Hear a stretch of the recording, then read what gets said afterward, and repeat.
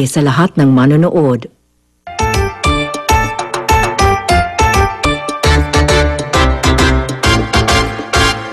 In all fairness, Chef Rene, mukhang bagay talaga yan sa noodle soup na ihanda mo sa amin today. Hi mga kapuso! Bonding na naman tayo dito sa Cooking with the Stars. Hinihanda namin ni Chef Rene itong, ano ulit ito, Chef? Ito yung tinatawag nating easy liver pate na ilalagay natin sa baguette. O easy liver, gusto ko yan kasi yung mga pati mahirap gawin yan. Sa culinary school, inaabot kami ng 2 oras. Ayan na, ipapares natin ito sa isang Vietnamese noodle soup recipe na bagay talaga. Ito ay tinatawag na pho bo. Winner combination daw ang mainit na hearty meal na ito para sa maulan na panahon. At in fairness naman kasi talaga, masarap kumain pag umuulan, di ba? I'm sure mahilig na talaga pag umuulan, kumain itong cooking star of the day natin. Sino kaya siya? Kilalanin natin. Crush siya ng bayan dahil sa pagiging pretty, actress, TV host na mahilig din mag-party. Masayahin, talented at very smart. Siya rin daw ay romantic at heart. Kaya pagkain pwedeng pagsaluhan, gusto niyang iluto at matutunan. Please welcome our cooking star of the day, Maxine Magalona. Hi, Max! Welcome! I'm so happy to be here. Mahilig talaga ako sa food. Makikita niyo yun sa mga tweets ko, mahilig akong kumain. Kaya yung mami ko at mga kapatid ko, nung nalaman nila mag-guest ako dito, na-excite sila at sabi nila sa akin, naku, dapat daw kung anong matutunan ko dito, gawin ko sa bahay. Kaya dapat kanirin ko to. Alam mo, caring mo yan, Max. Itong next na gagawin natin is pho bo. Ito na, Chef! Ano mga ingredients natin? Para sa ating Vietnamese noodle, so gagamit tayo ng Monterey Beef Sukiyaki Cat. Para naman sa ating easy liver pate, so gagamit tayo ng Pure Foods liver spread and Magnolia cream cheese. Tara, magluto na tayo. Hello! Hi, Max! Okay, so gagawin na natin yung ating pho bo. Ito yung tinatawag natin na Vietnamese beef soup. So, ang ginagawa natin, so pinapakulo na natin yung ating beef soup. So, lalagyan natin ng clove. Ako, mahilig din yung mami ko beef sa stock. ganito. So, for every 1 cup of water, so maglagay ka lang ng at least 1 tablespoon ng beef broth. Importante dito yung ating cloves, yung cinnamon bar. Then, maglalagay tayo ng star anise. And then, luya. Okay? Sugar. Okay. Huwag niyong kakalimutan maglagay ng sibuyas. Okay. So, Max, ikaw na maglagay ng ating salt and pepper. Okay. Yan. Dagdagan mo pa ng konti para medyo maanghang-anghang. Okay na yan. So, ilalagay na natin dito.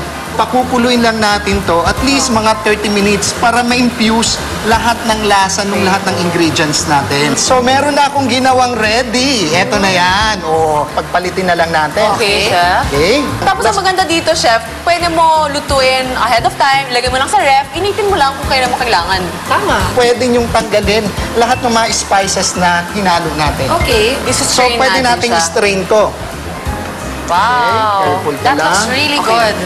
Perfect talaga for the rainy season. You know, Oo, parang instant homemade na rin. So, instant ibabalik lang din ulit, siya, ha? pero Okay. mas malasa. Yes. Tsaka alam mo, mas healthy. Yes.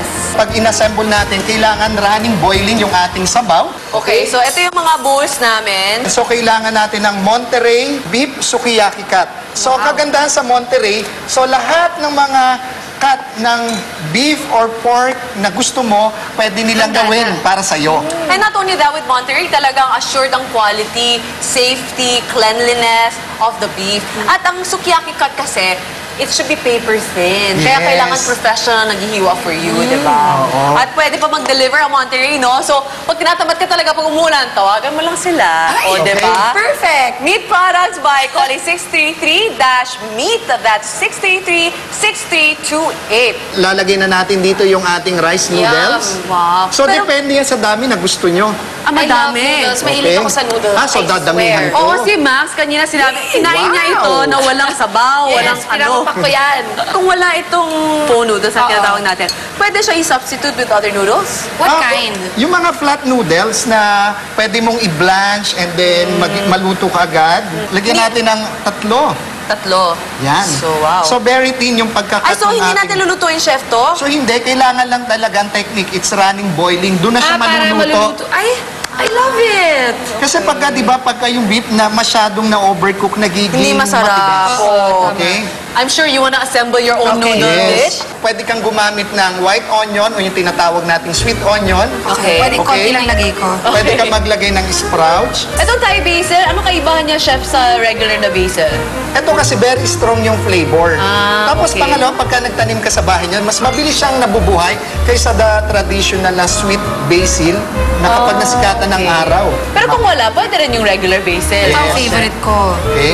Bean sprout. Ever since sinasabi ng nanay ko sa akin, it's really good for height. Kung gusto mong maglagay ng Thai patis, So, konti lang. Konti lang. Gusto mo ba Chili paste. maanghang? Ay, gusto ko maanghang. yun, lalagyan natin ng isang labuyo. I like it spicy talaga. May hilig ako sa spicy. Siyempre, ang ating lime. So, lagyan na natin, Miss Grace, ng ano? So, Hawakan ko, Miss Grace, baka mainit. Wow, you can see, ayun, oh, naluluto siya. yung beef. Ang cute! Ang Ang cute galing. talaga. Alin ang cute? Yung beef, Ah, akala naluluto ko siya. yung cute. Ay, cute ka rin. Cute ka rin. There you go. Oh, ayan. Chef, So, sarap medyo naman haluin yan. mo ng konti. Maglalagay tayo ng spring onion sa Sila, ibabaw. nakikita niyo yung beef? Oh, naluto na So, siya. naluluto siya. I wanna try it na. Alam mo, sabay-sabay at i-ready na muna natin yung isa pang bagay na bagay dito sa pho noodles natin. Okay, ito yung tinatawag nating easy liver pate. So, kasi yung yan. paggawa talaga ng liver pate, sobrang hirap kasi kailangan mong mamili ng liver, tas ang tagal Oo. lutuin. So, ito, it's Oo. very easy. Yes. Ang gagamitin lang natin dito, ito yung ating tinatawag na Pure Foods liver spread. Wow. Yes, Okay? very creamy, very rich.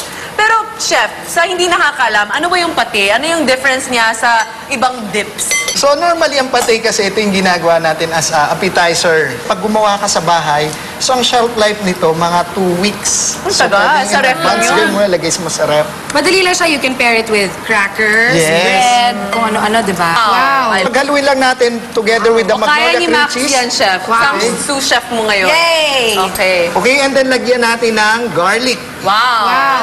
Ito yung ating baguette. Yes, baguette. So normally kasi yung baguette sa Vietnam, ganito lang kalaki. Ito yung dito sa Pilipinas, ang tawag dito is Biana baguette. Pwede natin tong i-pan fry para Okay. slightly toasted. Toasted. Okay, Okay, so chef. ipa-fry natin ng konti. Oo, nako. Lagay na natin dito. Ito pwede rin lagyan ng konting butter. Oo naman, pwede natin lagyan ng Magnolia Gold Butter para mas Yes. maging creamy. So kung madalas may bisita ka, so ilalagay lang Ay, syempre, natin. importante ang presentation. Ilagay mo lang dyan yung ating... Ito na, alam niyo na mga kapuso, this is the question portion. Ay, naku, mahilig ako sa ganitong flavor. Since we're talking about hearty meals today, kumusta naman ang estado ng heart mo ngayon? Kumusta ang love life? Single ako ngayon, and I'm very happy kasi this is the longest that I've been single in my whole life. How long have you been single? Like, around half a year na rin. I'm sure maraming nanliligaw sa'yo, kaliwat kanan. Imposible namang wala. Wala eh. Ay! Ito na. Showbiz! Sa showbiz na naman tayo, chef. So tama lang yan, Ay, ang kailangan ganda ng is slightly color. golden brown yung Okay. ating baguette. Pwede na nating ilagay sa ating beautiful plate to balance yung lasa ng ating pate. So pwede tayong maglagay ng lettuce. So ilalagay na lang natin sa side. Okay? Wow. Ay, ang Okay. ganda. Ayan, mga kapuso, pwede nyo i-take note ang recipe na ito. Ipapakita namin ang buong recipe later. Siyempre, you can also get these recipes sa mygreatfood.com at sa gmanetwork.com/cookingwiththestars. Pwede na ba? Pwede Nagutom na. na si Max kanina pa. Very easy at kung mabilis natin magawa yan, I bet mas mabilis natin mauubos. Yay! Kaya tikman na natin. Ito, Panalo oh. to. So, Alam mo, dito sa show, never namin inaalok kang pagtikim sa food sa chef. Oh, it's a tradition here. Bakit hindi? Sarap eh. No. Panalo to? Oh, ba sarap. Diba? My gosh!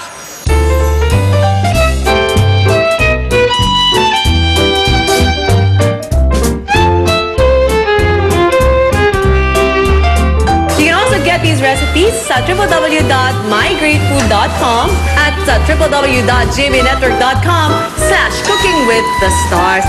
Ang sarap kainin nitong mga to pag tag-ulan, Grace. At saka, ay, social lang dating Vietnamese beef noodle soup at baguette. At pag niluto ko to sa bahay, benta to, promise. Kaya, Chef Rene, thank you. I love it. I love you too. Siyempre, salamat din sa mga kapuso na tumutok today o ngayong rainy holiday season na po mga kapuso. Alam nyo na kung ano ang pwedeng iluto para sa iyong minamahal. Sama-sama ulit tayo for another great session of cooking with the stars. Thank you so much, Chef Rene. Thank you. Thank you so much, Max. Thank you! I'll see you guys. See you!